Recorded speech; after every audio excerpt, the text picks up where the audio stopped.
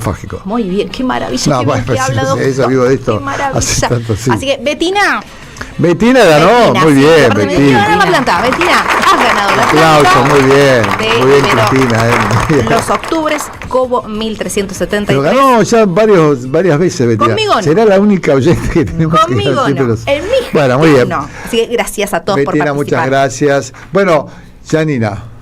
Bueno, Janina, Betina, son todos nombres de una época. Son Sí, Janina Miragaya, Betina. todo con la Y. Bueno, Bien Janina porteña. Miragaya, bueno, cuéntenos. Bueno, ahí vamos a complementarnos un poco con Steffi, que estuvo antes hablando un poco de esta diversidad funcional, que habla mucho del anticapacitismo, ¿no? Como ese concepto de sexualidad que se construye en el entorno con la sociedad, ¿no? Que la sociedad o vive parada en una postura de capacitismo o de anticapacitismo, y es donde incluye, ¿no? Porque la realidad es esto, ¿no? Cuando hablamos de sexualidad, rara vez pensamos en la sexualidad de las personas con discapacidad, ¿no? Nunca nos imaginamos, ¿no? Cuando pensamos en sexo, no nos imaginamos personas con discapacidad. Y esta situación, bueno, tiene que ver con algo que veníamos diciendo, la invisibilización, la infantilización, esta negación, no tiene deseo, bueno, en fin, y que todas esas situaciones, lejos de alguna manera de proteger, porque a veces dicen, no, mejor no hablemos de esto, Sí. lejos de proteger, todo lo contrario, ¿no? Las exponen a situaciones de abuso, situaciones de violencia, bueno, en fin. Y además, yo creo que como profesionales de la salud, todos acá, ¿cuántas veces nos vino a la consulta una persona con discapacidad a consultar justamente por esto, ¿no? Para hablar de un deseo de maternidad, para hablar de un anticonceptivo, ¿no? Como, ¿en qué momento? Y sucede en general también, como cosas muy, muy comunes que tienen que ver, es esta falta de privacidad. Claro. Siempre viene un familiar o una persona que toma la palabra por la persona con discapacidad. Eso es como muy característico. No, porque quiere ponerse el implante. No, porque vamos a hacerle la ligadura. No, porque está embarazada, pero no lo puede tener porque... ¿No? Todas esas cuestiones siempre toman la palabra. Eso es algo muy común. El tema del consentimiento informado. El consentimiento informado debe ser una construcción que se va dando y tiene que partir de la premisa de que las personas con discapacidad pueden decidir, ¿no? Pero para poder decidir también tiene que haber algo que es un concepto muy grande que vamos a profundizar por ahí más adelante, que es el de los ajustes razonables. Ajustes razonables. Los ajustes razonables tienen que ver con... justamente estos ajustes que se dan en el marco de la consulta para lograr que esta persona con autonomía pueda decidir, ¿no? Bien. ¿Y cuáles pueden ser estos ajustes razonables? A lo mejor extender el tiempo en la consulta.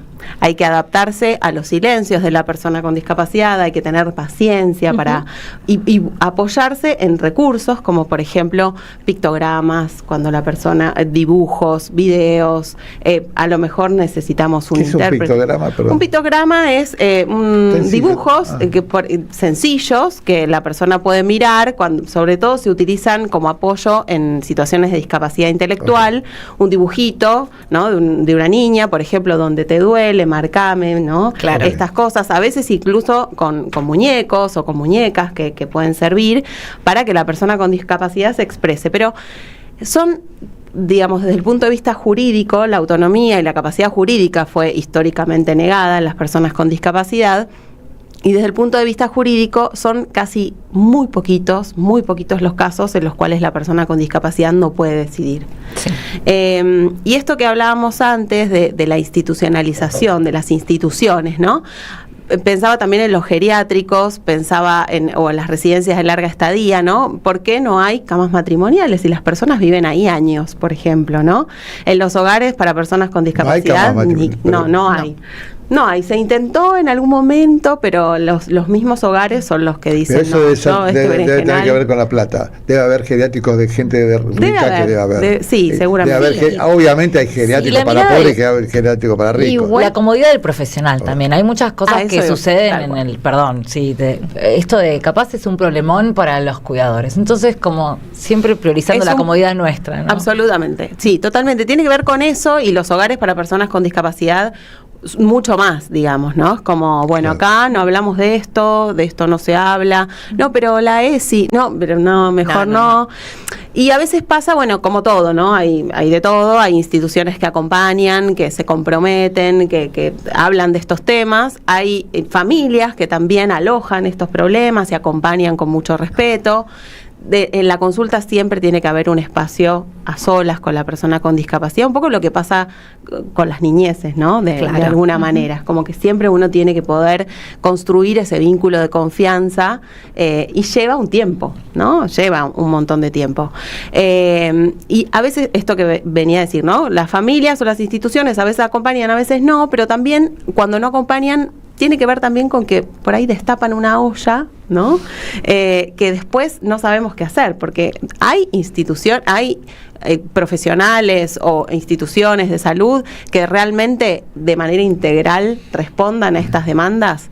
La verdad que no hay tantas, ¿no? Porque vivimos en una sociedad donde el tiempo de consulta son 15 minutos, donde un turno triple no es muy rentable. Bueno, un montón de cuestiones que podemos profundizar más, pero bueno, la verdad es que lleva mucho tiempo y mucha paciencia esto, ¿no? Confiar en la capacidad de decidir de las personas con discapacidad. Y después, bueno, todo lo que tiene que ver con poder instalar este tema en la sociedad, ¿no? Me parece que es lo clave.